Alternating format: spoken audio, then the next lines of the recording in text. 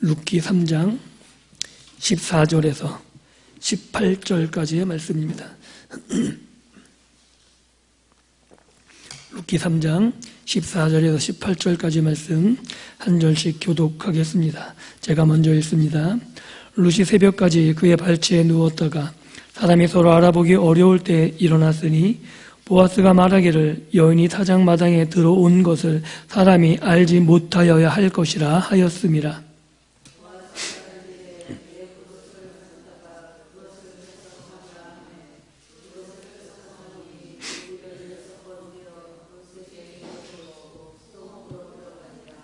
룻이 시어머니에게 가니 그가 이르되 내 딸아 어떻게 되었느냐 하니 룻이 그 사람이 자기에게 행한 것을 다 알리고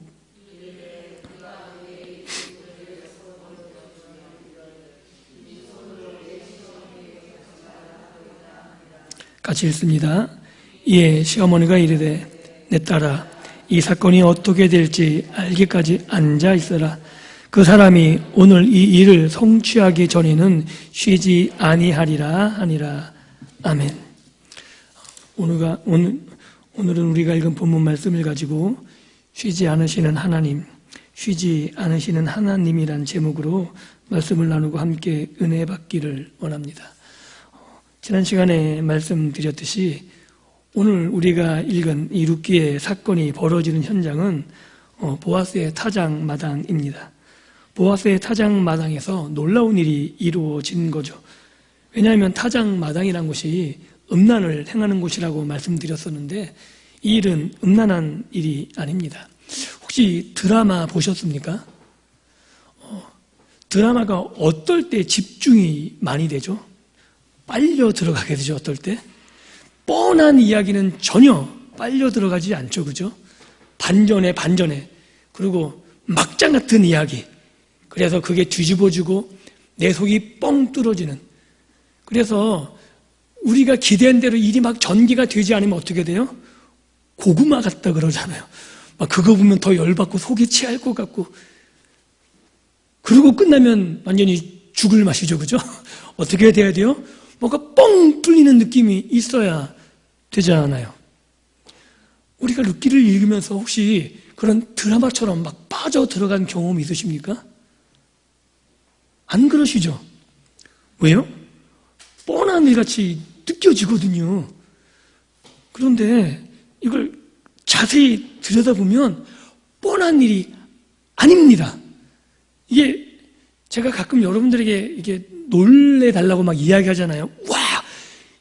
이렇게 보셔야 되는데 전혀 그렇게 안 보여요. 왜냐하면 문화적 차이가 너무 커서 이게 무슨 말인지 몰라요. 그러니까 이게 어떤 말이냐면 그 영어로 연극을 하게 되면요 재미있는 현상이 일어납니다. 막 웃긴 일이 나오면 밑에서부터 웃음이 번져와요. 와. 왜냐하면 맨 앞줄에는 그 영어를 알아듣는 대학생들이 막 앉아 있어요. 그래서 그 애들이 먼저 알아듣고 막 웃으면 알아듣지 못하는 사람이 뻘쭘하니까 같이 웃는 게 번져요. 이해되세요? 이 룻기가 그런 거예요. 왜냐하면 이게 문화적으로 어떤 뉘앙스를 갖고 있는지 설명을 듣지 않으면 이게 놀랄 일인지 이게 웃긴 일인지 이게 화나는 일인지 전혀 몰라요. 그러니까 이 룻기를 봐도 감동이 전혀 없죠. 왜냐하면 지난 시간에 우리가 살펴봤듯이 이 타작 마당이라는 곳이 굉장히 끔찍한 곳이라 그랬잖아요. 그 끔찍한 곳에 룻을 누가 밀어넣는다고요? 시어머니가 나오미가 밀어넣어요. 말이 안 되는 거예요. 계모 같거든요. 어떻게 그 사랑스럽다고 말하는 룻을 그 위험한 곳에 밀어넣을 수 있지? 그런데 그것이 위험하다는 것을 누가 더 잘한다고요? 룻이 더 잘 알죠. 왜냐하면 이방 사람이었고 우상을 아주 음란하게 섬겼던 것을 다 알고 있는 룻이잖아요. 그런데 자발적으로 거기에 가겠다 그러잖아요. 그 장소에서 일이 그대로 벌어지고 있습니다. 그리고 그곳에서 놀라운 일이 벌어져요. 뭐 하는 거냐면 룻이 보아스에게 뭐 한다고요? 청혼한다고요. 말이 안 되는 거예요, 말이. 왜냐하면 그 당시에는 여자가 남자에게 청혼을 할 수 있는 상황이 안 되는 거죠. 거기다가 이방 여인인 거고, 룻은 보아스하고 격차가 커도 너무 크거든요.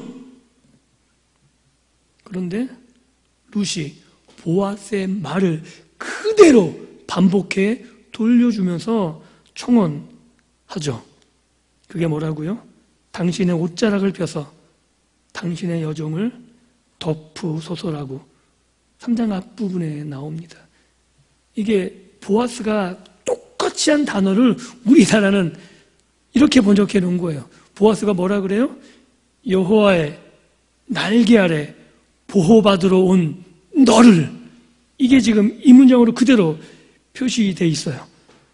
당신의 날개로 당신의 여종을 보호해 주십시오. 이게 룻의 청혼이거든요. 그리고 보아스가 깜짝 놀래요. 왜냐하면 보아스도 아리따운 여인이고 젊은 여인이잖아요. 그리고 그 룻이 자기에게 청혼할 거라고는 상상을 하지 못하죠. 아니, 지금 이 자리에 그 밤중에 룻이 자기가 누워있는 곳에 오리라고는 전혀 상상을 못하는 거예요. 드라마로 치면 지금 막 두근두근 탁탁탁탁 막 긴장된 음악이 막 펼쳐져 있는 거예요. 그 상황에서 아주 조근조근하게 아주 그냥 긴장감 넘치게 이야기하고 있는 부분인 거죠. 왜냐하면 보아스가 거절하면 완전히 모든 계획이 숲으로 돌아가는 거거든요. 야, 내가 어떻게 너하고 결혼해? 내가 어떻게 널 받아줄 수 있어? 충분히 그럴 수 있거든요. 그런데 보아스의 대답은 놀랍죠. 내가 베푼 인애가 처음보다 나중이 더하도다. 이게 무슨 말이냐면 네가 시어머니를 따라온 그 충성스러운 마음보다 지금 네가 나에게 이렇게 청혼한 게 더 어렵다는 걸 알고 있는 거예요. 그거를 인애라고 표현하죠. 우리는 인애 그러면 자꾸 자비 정도로 생각하는데 정확하게 말하면 언약적 충성이에요. 충성. 그러니까 룻은 시어머니에 대해서 따라온 충성이 아니라 어머니의 말대로 자기를 위한 게 아니라 어머니를 위하고 어머니의 가문을 위해서 지금 이 일을 하고 있는 거거든요. 그러니까 나이 30대 초반의 여자가 나이 60 먹은 할아버지에게 뭐라고 있다고요? 청혼하고 있다고요. 그러니 놀라지 않겠습니까? 거기에 보아스가 뿅 간 거예요. 감동인 거죠. 야, 너 참 대단하구나. 네 마음을 내가 충분히 알았다. 그래서 어떻게 하겠다고? 내가 다 행하겠다고 말합니다. 그리고 나서 이제 우리는 다 됐다고 생각을 해요.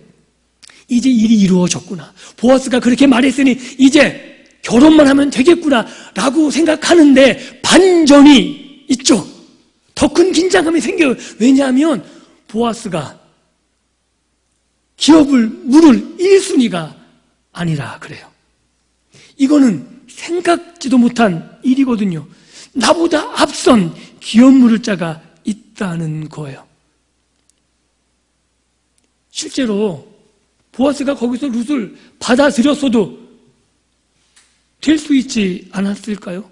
그런데도 보아스는 법과 절차를 다 밟겠다는 거예요. 첫 번째 기업 물을 자가 내가 하겠다 그러면 어떻게 되는 거예요? 꽝인 거잖아요. 지금까지 한 나오미와 룻의 노력과 보아스의 마음이 전부 물거품이 되는 사건이 발생하게 되거든요. 그런데 보아스는 더 웃겨요. 그 일을 알매도 불구하고 뭐라 그래요? 그가 거절하면 내가 기업 물을 자의 책임을 행하겠다. 말이 안 되는 이야기예요. 만약에 자기가 행하겠다 그러면 그 기업 물을 자가 있음에도 불구하고 내가 어떻게든 내가 책임질게 라고 이야기해야 맞지 않을까요? 그런데 뭐라고요? 그가 하지 않으면, 그가 기업 물을 자의 책임을 이행하지 않으면 내가 행할 거다. 모든 책임을 누구에게 떠밀고 있어요? 기업 물을 자요. 이런 사람 믿을 수 있으세요? 사랑하는데 엄마 아빠가 허락하면 내가 너 책임질게. 이런 남자 믿을 수 있나요? 어떻게 생각하세요? 지금 보아스가 그러고 있는 거예요. 내가 행할게 라면 되는데 그 사람이 그거 이행하지 않아야지 내가 해낼 수 있는 거야. 결국 합리적으로 생각하면 보아스는 온전한 책임을 지지 않겠다고 말하는 것으로 느낄 수 있는 거죠. 그런데 더 문제는 뭐냐면 룻이 더 웃겨요. 그렇게 말을 듣으면 조마조마할 수밖에 없는 상황이잖아요. 왜냐하면 이 모든 일이 보아스와 룻과 나오미에 의해서 결정된다면 되는데 누구에게 결정되게 돼 있어요? 그러면 일이 끝난 거예요? 안 끝난 거예요? 안 끝났어요. 근데 룻은 천하태평이네. 뭐라 그래요? 새벽까지 오늘 본문에 보면 그의 발치에 누워 자요. 그때 말하면 골 때린 거예요. 아니 왜냐하면 이럴 수가 있냐고, 당신이 책임져야지라고 말해야 되지 않나요? 그런데 태평하게 어떻게 해요? 그래서 그 옆에 자요.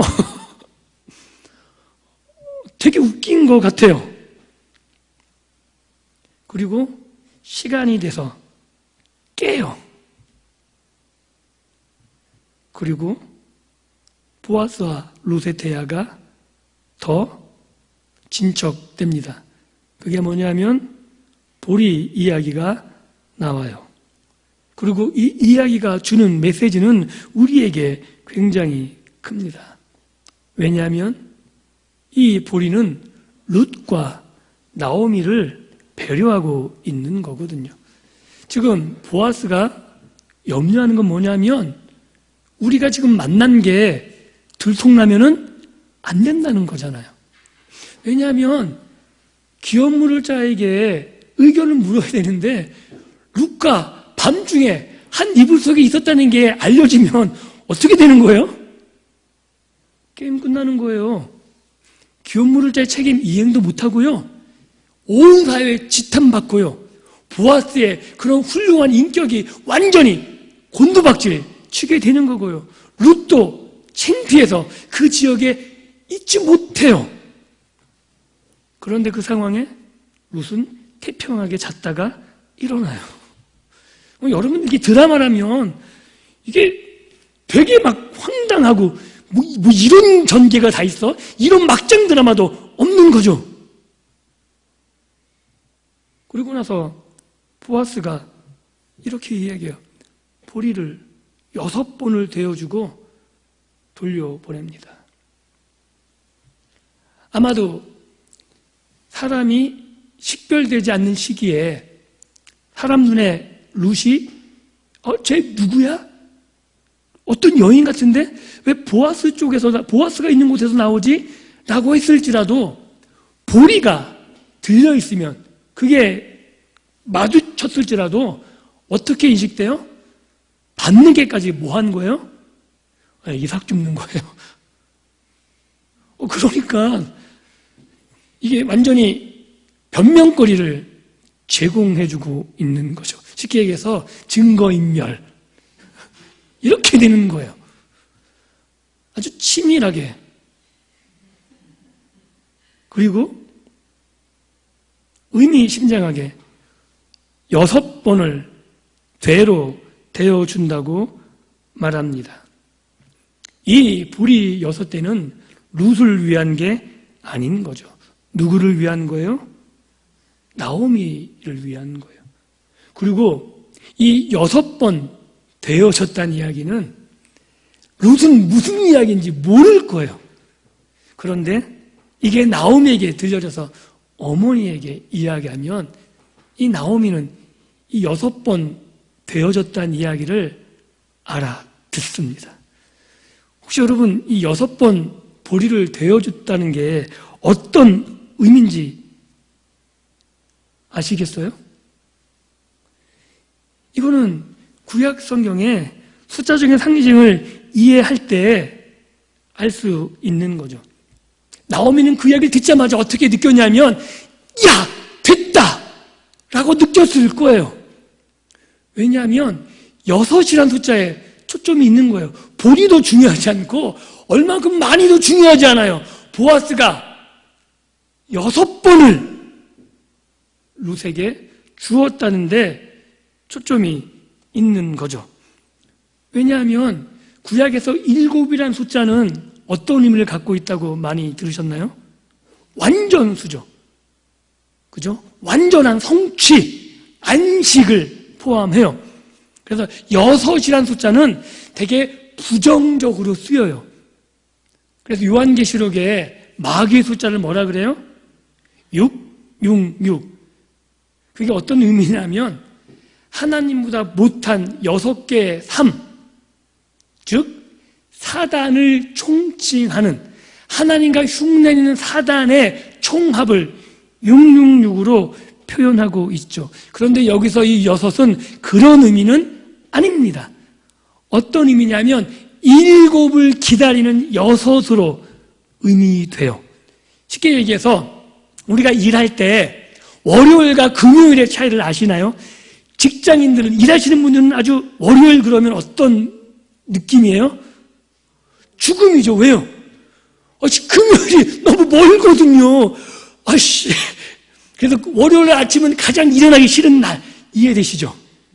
근데 금요일은 어때요? 기대가 돼요. 왜냐하면 조금만 있으면 쉴 수 있잖아요. 네. 좀 힘들어도 월요일날 힘든 일 있으면 입이 막 대빨 나오죠. 그런데 금요일에는 조금 힘들어도 견딜만 해요. 왜냐하면 좀 있으면 쉬니까요. 이 6이 그런 의미예요. 조금만 있으면 한 배를 더 얹어주는 일을 보게 될 거다. 그 이야기를 나오미는 금방 알아듣게 되죠. 그래서 이 메시지는 보아스가 나오미에게 조금만 기다리면 내가 당신에게 안식을 주겠습니다 라는 의미였을 것이고, 그 의미는 나오미에게 그대로 전달됐을 것입니다. 그래서 이 이야기를 통해서 룻의 신문적인 내용이 확 변화되는 게 느껴집니다. 이게 16절에 이렇게 기록하고 있죠. 룻이 시어머니에게 가니 그가 이르되 내 딸아 어떻게 되었느냐. 이게 극적인 요소를 다 까먹는 번역이에요. 정확한 의미는 이런 거예요. 내 딸아 네가 누구냐예요. 이해되세요? 나오미가 룻을 모르나요? 보아스보다 더 잘 알죠, 그죠? 그런데 지금 룻이 왔는데 나오미가 뭐라 그랬다고요? 너 누구니? 황당하잖아요, 느낌이. 그런데 이게 훨씬 더 적합한 표현이에요. 왜냐하면 나오미는 무엇을 바라보고 있냐면 룻이 보아스를 만난 다음에 어떤 변화를 겪었는지를 묻고 있는 거죠. 일이 진행되는 게 아니고 너에게 어떤 변화가 있느냐를 묻고 있는 거예요. 그래서 룻이, 시어머니가 너 누구냐 물었을 때 저 룻이에요 이렇게 답하지 않고요, 보아스하고 있었던 일을 이야기합니다. 그리고 그 있었던 일 6번 되어주었습니다. 그리고 보아스가 빈손으로 가지 말라고 했습니다 라는 이 두 문장을 통해서 나오미는 알게 되는 거죠. 룻이 변화되었다. 룻이 예전에 룻이 아니다라는 사실을 확실히 알게 되는 겁니다. 그건 이런 거죠. 나오미가 예전에 알던 룻은 이방 여인입니다. 그렇죠? 그리고 하나님의 백성의 절대 영원히 들어올 수 있는 모압 족속의 여인입니다. 이스라엘 공동체에 받아들이기도 어렵고, 그리고 유대 유력한 가문에 들어가기란 더더군다나 어려운 상황입니다. 신분적인 차이뿐만 아니라 경제적인 차이도 상당한 거죠. 유력한 그 지방을 책임질 만한 보아스와 쫄딱 망해서 아무것도 가진 것이 없고 오히려 고엘, 기업 물을 자가 자신의 기업을 물어주기만을 바라야 되는 한 비련한 여인 룻. 그런데 보아스를 만나고 룻의 신분이, 그리고 룻의 상황이 반전되는 겁니다. 그가 받아들여진 거죠. 누구에게요? 보아스에게요. 이방 여인이 유대인이 된 것이고, 모압 족속이 하나님의 총회에 들어올 수 없는 비련한 여인이 이제 하나님의 백성으로, 그리고 유력한 그 지역을 책임지는 보아스의 가정에 속한 사람이 되었다라고 성경은 말하고 있는 겁니다. 놀랍지 않습니까? 즉, 룻은 이제 룻으로 보여지지 않고 룻으로 소개되지 않는다는 거죠. 내 딸아, 보아스를 만나기 전에 넌 누구냐 그랬다는 전 이방 여인 룻입니다 라고 말했다면, 이제 너는 누구냐라고 말한다면 저는 보아스의 사람입니다. 룻이 누구에게 가려지냐 하면 보아스에게 온전히 가려지는, 그의 삶이 온전히 뒤바뀌어지는 이 변화를 나오미는 알고 있는 겁니다. 그리고 보아스가 이렇게 이야기하죠. 빈손으로 가지 말라고 했습니다. 이 사실에 여기에 나오진 않았지만 어떻게 보면 한편의 드라마를 제작했다면, 제가 연출자라면 나오미는 펑펑 울었을 것 같아요. 지난주 말씀드렸죠.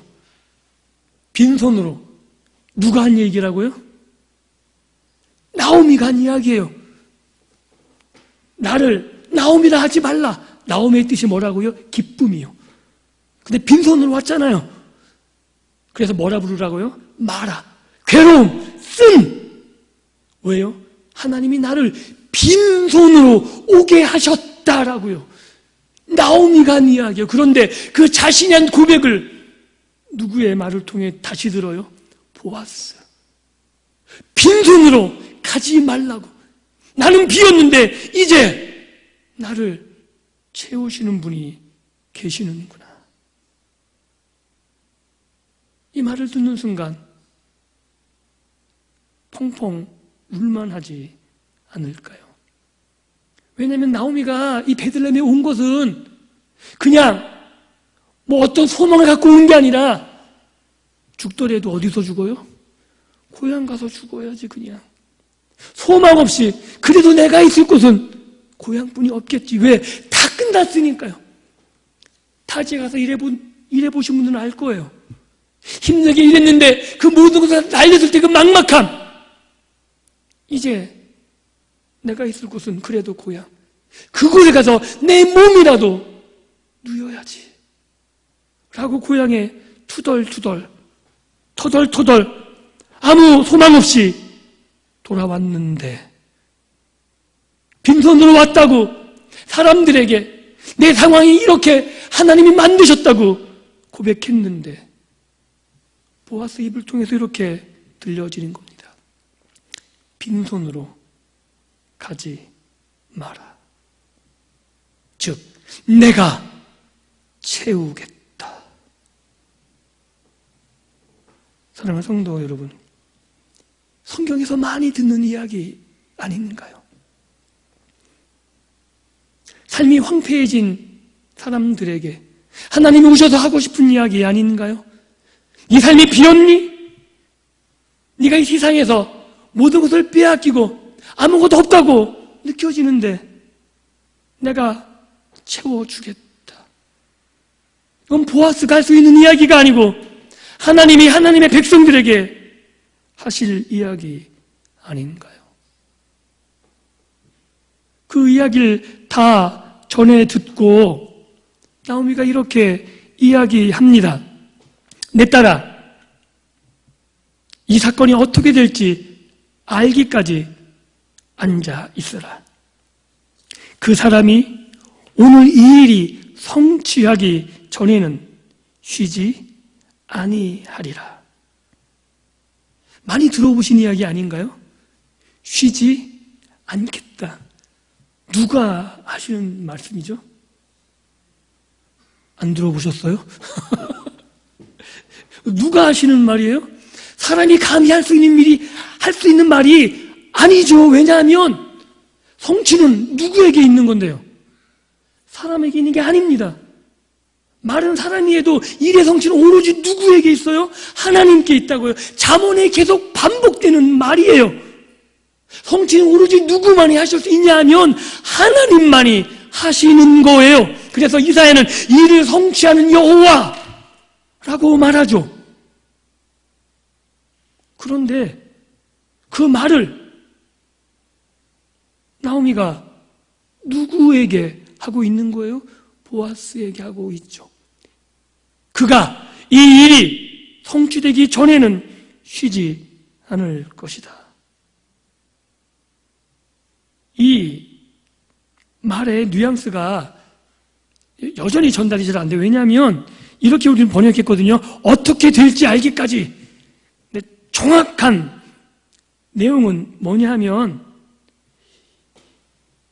이 사건이 어떻게 떨어질지예요. 이게 어떤 의미냐면 옛날에 제비뽑기 할 때 땅에 떨어뜨렸거든요. 그래서 그 떨어뜨린 걸 보고 이게 어떤 일이 진행되는지 결정한 상황이거든요. 성경에 잠언에 말하죠. 제비는 사람이 뽑으나 그걸 누가 결정하신다고요? 하나님이에요. 지금 나오미는 보아스가 이 일을 결정하는 것처럼 말하고 있지만 실제로 그걸 온전히 뒤에서 간섭하고 계시는 분이 누구로 인정하고 있는 거냐면 하나님이 보아스를 통해서 일하고 계심을 인정하고 있는 겁니다. 그래서 실제로 룻기의 전체의 내용을 보면 보아스를 만난 이후에 보아스와 룻의 대화나 룻과 나오미의 대화, 이 모든 대화에서 기대를 해요. 왜냐하면 아직 결정된 게 하나도 없거든요. 그런데 우리는 어떤 일이 기대될 때 보통 이게 확정이 안 되기 때문에 초조한 게 훨씬 더 많지 않나요? 왜냐하면 어떻게 될지 모르잖아요. 그리고 잘 될 때보다 안 될 때가 훨씬 더 많죠. 그래서 기대는 하는데 이게 안 될까봐 전전긍긍하는 게 사람 아닌가요? 그런데 룻기를 보면 정말 천하태평들이에요. 그냥 어떻게 아직 결정도 안 되고 남의 손에 맡겨야 되는데 천하태평하게 잠이나 자고 있지 않나. 그리고 나오미도 그렇게 됐으면 나무도 뭐 사람들을 주변에 막 펼쳐가지고 그 귀여운 문자를 압박하고 막 이러면 되는데 뭐 하고 있으라고요? 앉아 있으래요. 그러면서 뭐 하고 있어요? 기대하고 있다고요. 그런데 그 느낌은 우리가 그걸 드라마를 보면 막 속에서 열불 날 거예요. 뭐 일도 안 하고 막 야 좀 움직여 막 이래 뭐 우리는 막 열불 나는데 주인공들은 천하태평이에요. 왜요? 확실하거든요. 우리의 기대와 달리 나오미와 룻과 보아스가 하는 기대는 그 결말을 확실히 붙잡고 있습니다. 왜냐하면 그 일을 누가 하고 계신다고 알고 있냐면 하나님이 하고 계심을 아는 거거든요. 그래서 그들은 룻이 보아스의 말을 듣고 보아스를 신뢰하고 그 말 때문에 평안하게 잠을 잤던 것처럼 보아스의 말을 믿고 앉아서 기다리라. 그가 지혜롭게 일을 행할 것을, 그리고 그 일이 온전히 보아스를 통해서 성취됨을 믿고 기다리는 나오미처럼,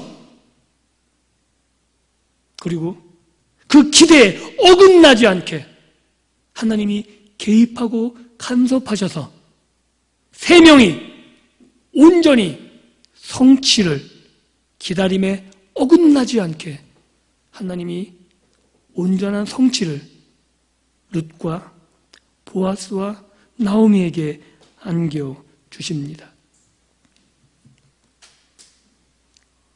이 놀라운 사건을 통해서 우리는 한 가지 알 수 있는 것은 하나님이 쉬지 않으신다는 거예요. 우리가 룻기를 통해서 계속 살펴보는 것처럼 나오미가 이스라엘 향해서 떡이 없어서 모압으로 왔는데 소문을 듣죠. 떡집에, 고향 베들레헴에 떡이 생겼다. 그 소문 하나 때문에 고향으로 오게 되지 않았나요?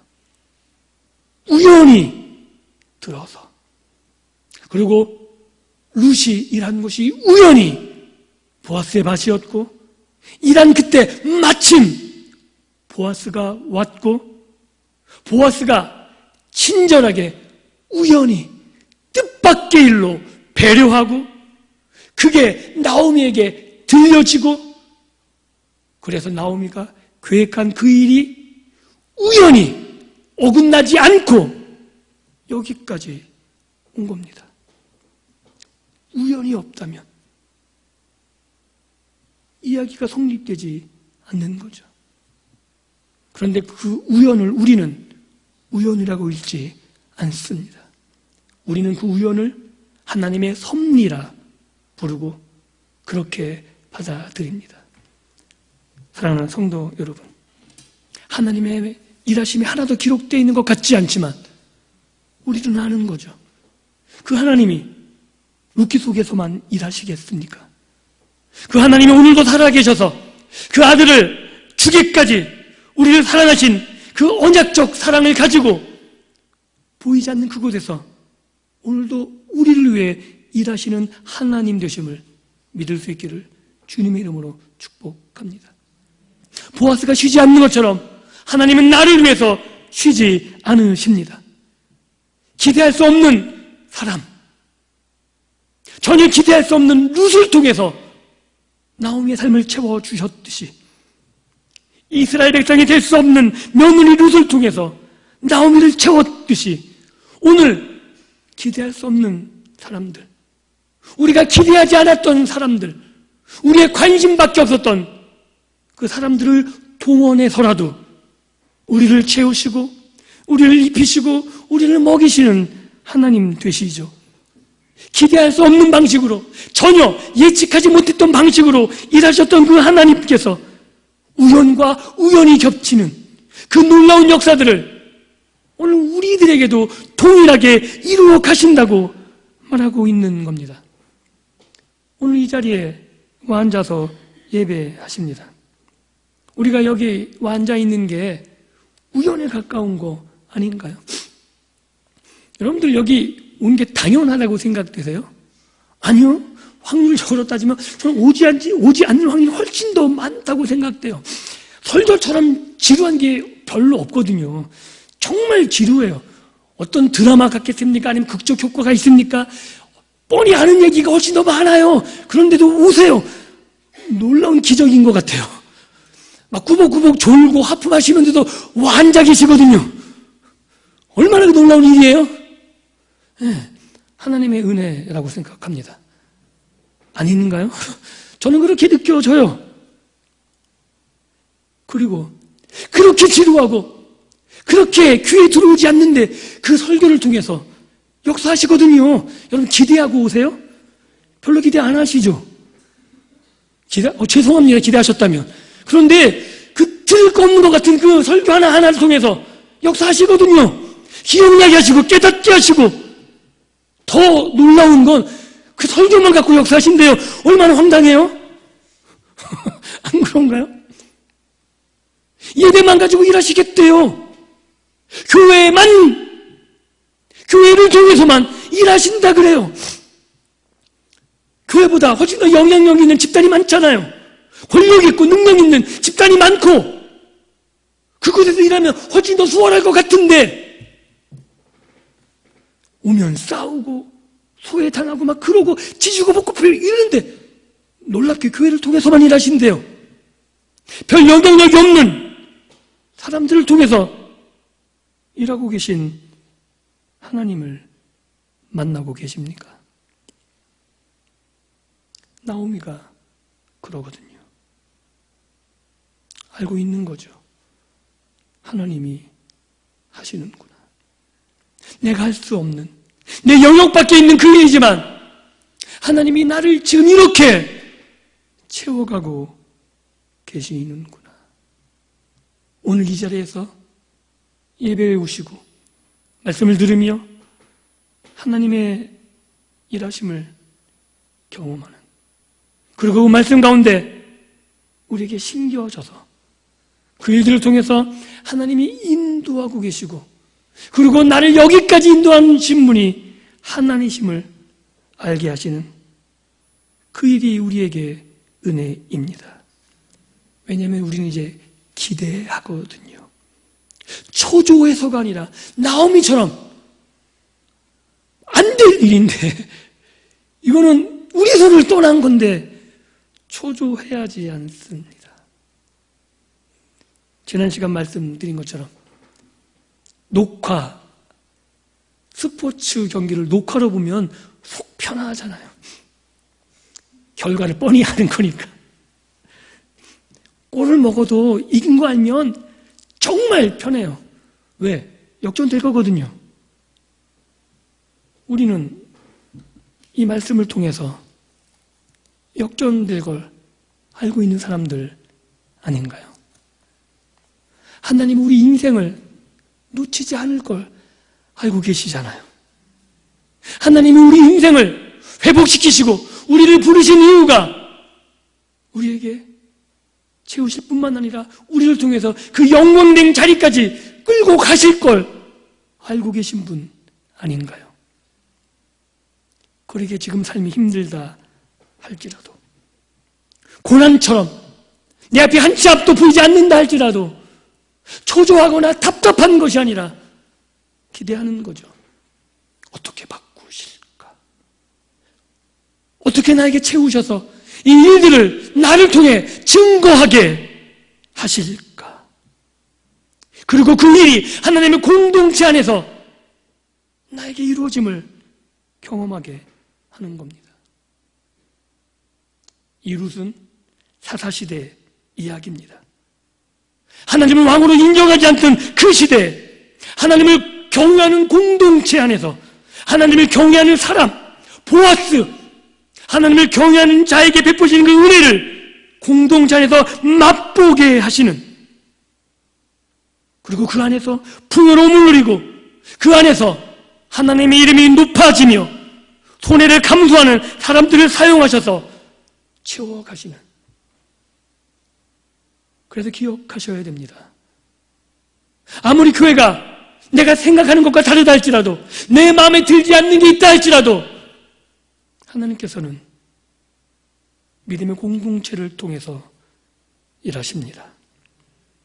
그리고 그 안에서 하나님을 경외하는 자들을 통해서 일하시고 그를 통해 베풀고 채우시며 우리에게 이렇게 말씀하실 겁니다. 예수 그리스도 안에서 복받은 자들이여.